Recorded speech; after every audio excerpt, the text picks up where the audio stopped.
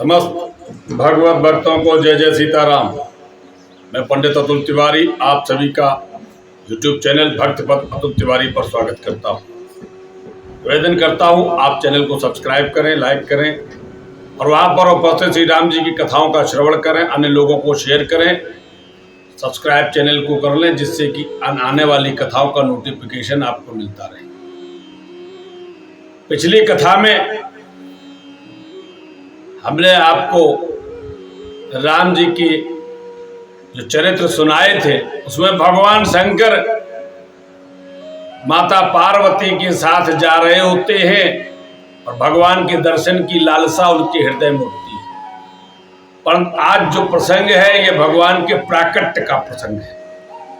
आज रामनवमी है और रामनवमी के अवसर पर आज भगवान का प्राकट्य हुआ है और इस बार की रामनवमी हमारे लिए बहुत अधिक उत्साहवर्धक है, क्योंकि जीवन में हम भगवान श्री राम जी को मंदिर में विराजमान देखा है।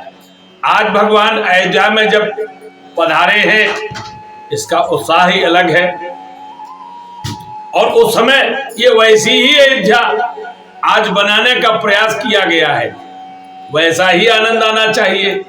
क्यों, कैसा पहले कैसे आ रहा था? जब भगवान ने त्रेता में अवतार लिया था दशरथ जी के यहाँ, तो गोस्वामी जी ने कैसी कल्पना की। गोस्वामी जी कहते हैं आज सुदिन शुभगरी सुहाई, आज सुंदर दिन है, शुभ घड़ी है।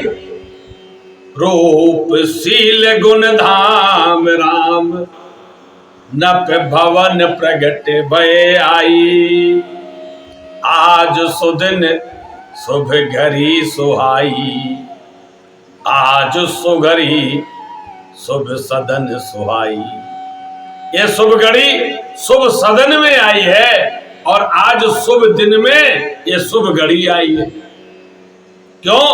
रूपशील गुणों के धाम श्री राम आज राजा दशरथ जी की भवन में प्रकट हुए।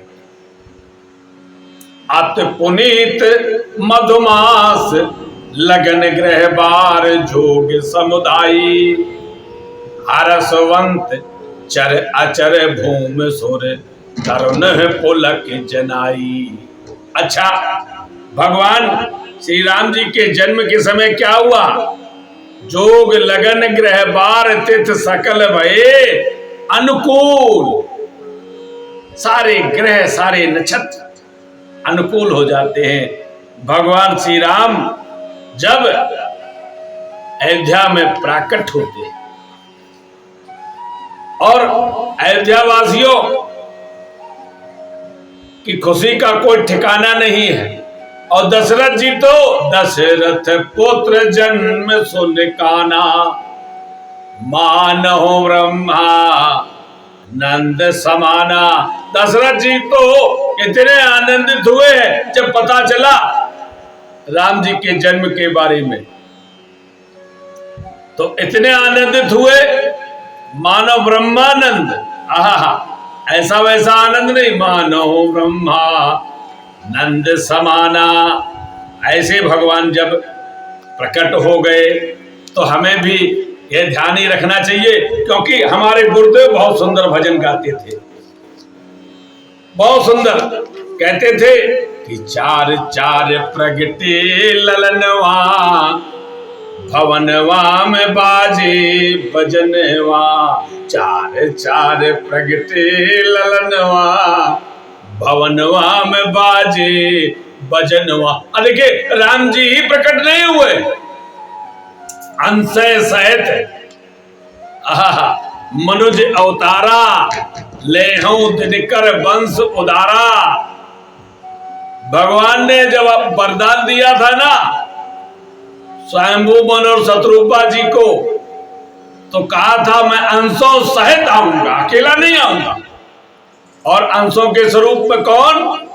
श्री भरत जी, श्री लक्ष्मण जी, शेषावतार लक्ष्मण, और रिपुसूदन पद कमल नमामि, सूर सुशील भरत अनुगामी। ये शत्रुघ्न जी जो सूर हैं, सुशील हैं, भरत जी के पीछे चलने वाले हैं। ऐसे भरत जी, लक्ष्मण जी और शत्रुघ्न जी का भी यहाँ पर प्रकट हुआ है। तो चार चार प्रगटे ललनवा, बड़ा सुंदर भाव है गुरुदेव का कि चार चार प्रगटे ललनवा, भवनवा में बाजे भजनवा। ये भोजपुरी भाषा का बड़ा सुंदर भोजपुरी भाषा में लिखा है। चार चार प्रगटे ललनवा, भवनवा में बाजे भजनवा। अब है क्या, दोय सुत नील मणि छब छीनत। अंतर क्या, चार चार पुत्र उत्पन्न हुए हैं महाराज दशरथ जी के यहाँ, परंतु देखिए भेद आया है, दो गोरे दो सांवले, दो गोरे और दो सांवले एक जैसे नहीं है। तो क्या है, कवि क्या कहता है, दोय सुत नील मणि छब छीनत, और दोय सुत कंचन बरनवा, भवनवा में बाजे भजनवा।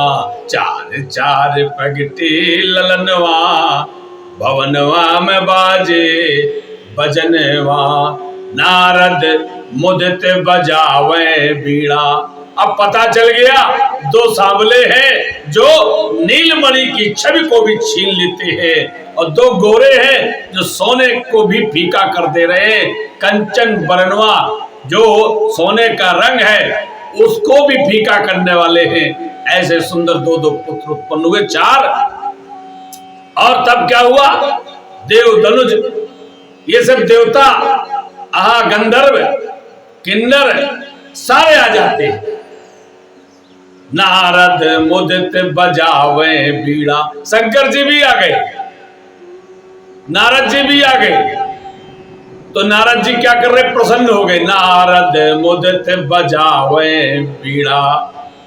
और काकभूषण जी कौन कौन पीछे रहने वाले हैं, आपने भी बहुत कथाएं सुनी होंगी। काकभूषण जी शंकर जी की तो जोड़ी बनकर आती है, और नारद जी आते हैं। तो नारद मुदित बजावे बीड़ा, कागा करे कीर्तनवा, भवनवा में बाजे भजनवा। चार चार प्रगटे ललनवा, भवनवा में बाजे भजनवा। अब भगवान शंकर आगे भी कह चुके, तो आगे कवि लिखता है कि तन सन तन सुध भूल मगन होए नाचत, तन सुध भूल मगन होए नाचत। शैल सुता के सजनवा, भवनवा में बाजे भजनवा। शैल सुता के सजनवा, भवनवा में बाजे भजनवा। चार चार प्रगटे ललनवा, भवनवा में बाजे भजनवा।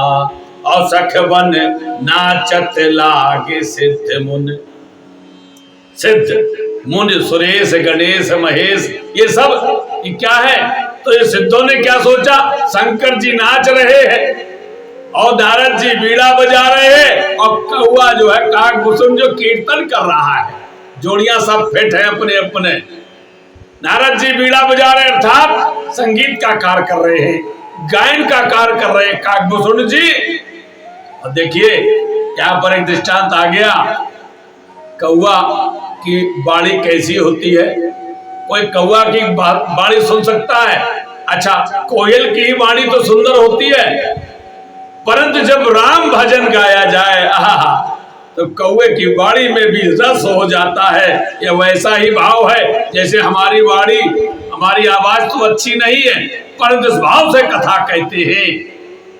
अवश्य ही जब इस मुख से राम जी की भावना निकलेगी, राम जी के भजन निकलेंगे, राम जी के कीर्तन निकलेंगे, अवश्य ही वह वाणी भी सुंदर हो जाएगी।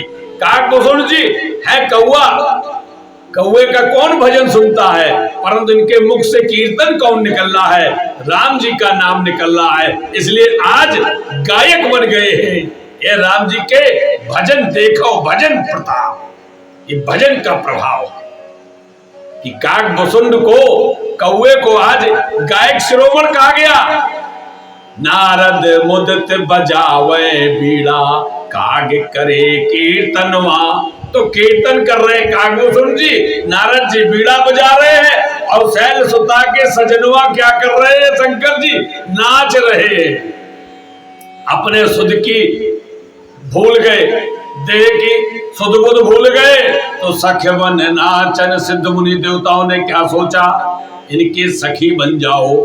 सख्य बन नाचन लागे सिद्ध मुनि, क्योंकि आज बस में नहीं है मनवा, भवनवा में बाजे बजनवा, चार चार प्रगति ललनवा, भवनवा में बाजे बजनवा। जब भगवान श्री राम जी जन्म लेते हैं तो भगवान शंकर ऐसे ही मगन हो जाते हैं। समस्त भगवान के जो प्रेमी है ना, वह मगन हो जाते हैं। ऐसे सुंदर भावों के साथ आज श्री रामनवमी के अवसर को हम भी सुंदर से अच्छे से भगवान का पूजन करें, भजन करें, कीर्तन करें, गायन करें, नृत्य करें। यही भाव आज हमारे मन में होने चाहिए। इन्हीं शब्दों के साथ जय जय सीताराम।